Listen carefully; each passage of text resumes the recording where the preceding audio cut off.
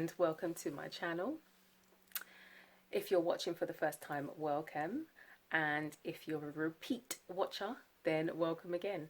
It's been a while since I've done a video, and I really need to stop that line. Yeah, it has been a while, but there's been a lot going on, and whenever I do get busy, and especially with what's happening in the world right now, I kind of withdraw and just stay focused on what I'm doing, just to, make sure that I'm okay, because you have to make sure that you're okay first. So yeah, I haven't really been active for a while because there has been a lot going on, and I've literally just been focused on getting through what I need to do. But I read something yesterday and it really resonated with me, and I thought I'd share it. So if you have been on my Facebook page, you will see that for many years I always shared passages from the book Acts of Faith. This is an extremely battered copy, but all the pages are there, so it's still serving me well. But yesterday, and I hope it is yesterday's, because although I am working, the days are still rolling into one. And this one was April the 11th. I think I did have the date right. But it said, "We are the children of those who chose to survive." And that was by Nana Hussein in Daughters of the Dust. And the reading goes as such. "If you have ever doubted your ability to survive, look at who you came from. Don't limit yourself to parents and grandparents. Go all the way back to the root. In your family line is the genius of those who were born into a barren land and built the pyramids. In the oasis of your mind is the consciousness of those who charted the stars, kept time by the sun, and planted by the moon. In the center of your being is the strength of those who planted the crops, toiled in the fields, and banqueted on what others discarded. In the light of your heart is the love of those who bore the children who were sold away, only to one day hang from a tree.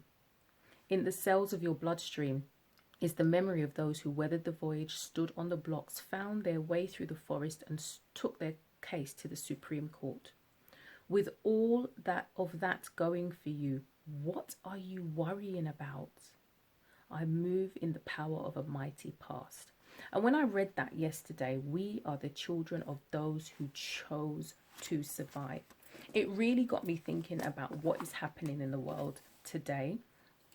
And it also brought me back to, there's a soca artist, he's a Grenadian soca artist called Mr. Killer, and he did a video a few months ago, and he was defending his right not to defend his title as Soca Monarch. But in that video, it was so profound when he spoke about genetic memory, and he was talking about the blood that flows through our veins. And he was saying that some of us have the blood of warriors flowing through our veins. So, we are the children of those who chose to survive. So if you have, a lot of us have many survival stories in our past, things that have happened to our grandparents, things that have happened to our ancestors.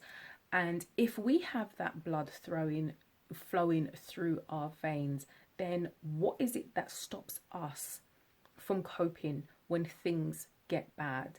And if you fast forward, we are the children of those who chose to survive. We're going to have those in our legacy, our grandchildren, our great grandchildren. At some point, we will be the ancestors, and they will be looking back at us as those who chose to survive. So how are we going to cope during this period? How are we surviving? And I did feel that this was a period, with what's going on at the moment, where we have to plan. We have to get right with ourselves so that we can get through this period and survive in what, the new world is going to look like. Because if we think we're going to be going back to normal, then we got another thing coming. That's just not going to happen. But what are we choosing to do during this period? What are we feeding ourselves with? So let's talk mentally. Are we sitting down in front of the TV every single day looking at basically the same headlines? Last time I watched the news was a few weeks ago, and it told me the number of people who had died. it told me not to leave my house unless it was for essential reasons, including work, and that I should wash my hands and keep a distance from people. And if you can tell me that those 4 things have changed, or there's been anything else that has been added to that, then maybe I'll go back and start watching it on a daily basis. But if that is what you are feeding yourself with every day, then all that's going to do is add to your anxiety and add to panic, add to fear, and it is not going to serve you and help you survive during this period. If you are constantly being fed all of the sad things that are happening every single day, then it will lead to depression, it will lead to PTSD. We are going to come out of this period messed up. What we're not hearing is the number of people who are surviving. What we're not hearing is how to survive it if you get it. We're not even really hearing properly like how to avoid it. All we're being told is wash our hands, and it's like, we were taught that when we were 3, so, you know, really? But we have to be mindful of what it is we are ingesting mentally. We have to be mindful of the conversations that we are having. You know, a lot of us now are at home. The only thing that we do have is our screens, and you scroll and you scroll and you scroll, and all you see is one negative story after another. All you see is people who are panicking. All you see is people that are in fear. And what we need to do is, we do need to practice distancing, but we need to practice personal distancing, not social distancing. Personal distancing, yep, keep your 6 feet, 2 meters apart. But social distancing, we have to make sure that we are tapping into people that are going to build us up during this period. Because that's where we would just withdraw and start feeding ourselves with things that are negative, go into ourselves, and we're not going to be able to survive this period. In terms of what we're feeding ourselves, also, you know, what goes into our body. Are we eating healthy? I'm a carb queen. Absolutely love carbs. But there are times when it's just like, no, Rachel, grab the smoothie, put my capsules in there, you know, have something healthy. Because if we do succumb to what's going on in the world around us, in terms of become infected, your body needs to be able to fight it. And if mentally you're living in fear and you're not eating right, your immune system is going to be shot. So right now, for a lot of us, the way that we are living is not putting us in a position of those who will survive. Because mentally we're living in fear, physically we're not moving enough, you know, we're not eating the right things that we need to eat. We're setting ourselves up for failure. Last night we had a Zoom call, and I was on there with my friend Maria, and one of the things she said was quite profound, because she was saying, you know, we're saying that we're locked down, but are we locked down or are we locked in? Lockdown is oppressive. It's, you know, there's pressure when you're locked down, but if you are locked in, it means that you are going into yourself. You are understanding more about yourself. And that's what we need to be doing during this period. Yes, we have to be inside for most of the time, but are we locking into ourselves, or are we being locked down with the pressure that is being put upon us and the fear that is being put upon us? And the difference is subtle, but it's going to make a massive difference in our mindset. You know, every generation has a period that they go through of crisis. That's the way that I interpret what's happening at the moment for us here. So for me, I just feel like this is our testing period. This is our period of crisis, and we're going to get through this. And for many of us, you know, we went through 2019 and it was, oh, I can't wait to get out of 2019. 2020 is going to be my year. You know, 2019 could do one. For many of those who said that, they will gladly go back into 2019 and deal with the crap that they went through. Because what's happening right now is just like, oh, it's too much, and it's out of control and out of our hands. However, I went through a hell of a year in 2019, and trust me, what I went through in 2019, you know, if you went through a difficult year in 2019, it has set you up to deal with 2020.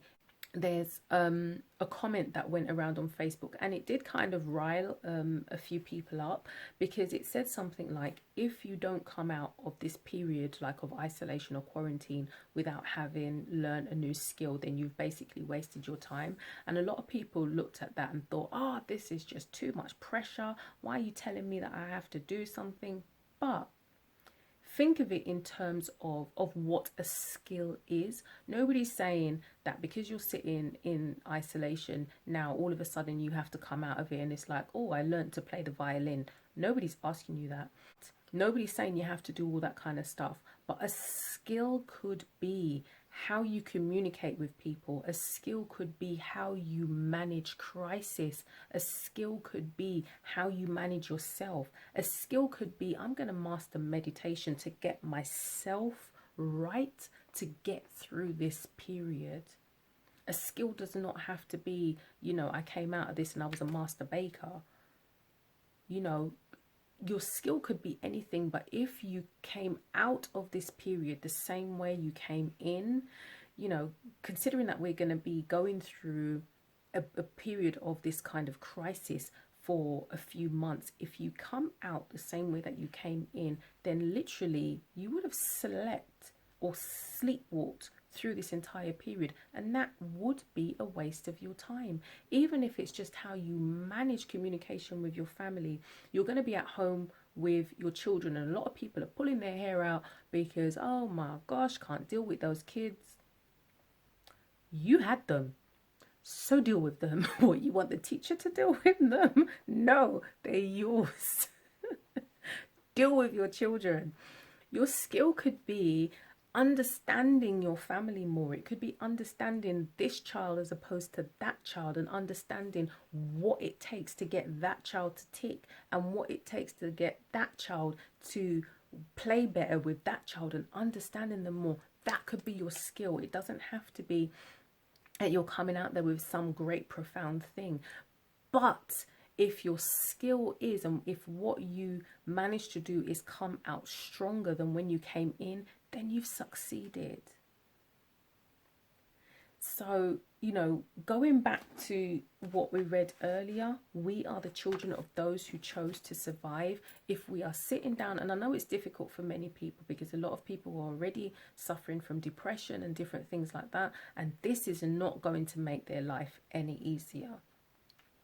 But if we are building ourselves up during this period, we are going to come out of it a lot stronger, and we are making that choice to be survivors, not sitting there being done to. And that's the difference in how you come out of this strong. Some of the things that work is, you know, you have to look at, you know, life after this period as well. What was on your to-do list for the beginning of this year? So before everything kind of went up in the air and hit the fan, you know, what was it that you wanted to do? Because from January to around the beginning of March, you know, that was a good 2 and a bit months. Have you celebrated some of the good things that you did in January and February? If you haven't, you know, go back and look at your achievements from there, and then look at, okay, second quarter, we are now in the second quarter of the year. What were the things that I wanted to achieve in this second quarter? Some of them may have been put off, but look at what is it that you can still do when you come out of this. What can you put in place now so that when some of the bans have been lifted, you can just say, smash, I'm going for it. What are you doing now to prepare yourself coming out? Because if it's going to be like, you know, you open the blinds on the day when they say, oh, you can come out and mingle with everybody now, and you're coming out rubbing your eyes like, oh, right, okay, what do I do now? Then we've literally just wasted our time.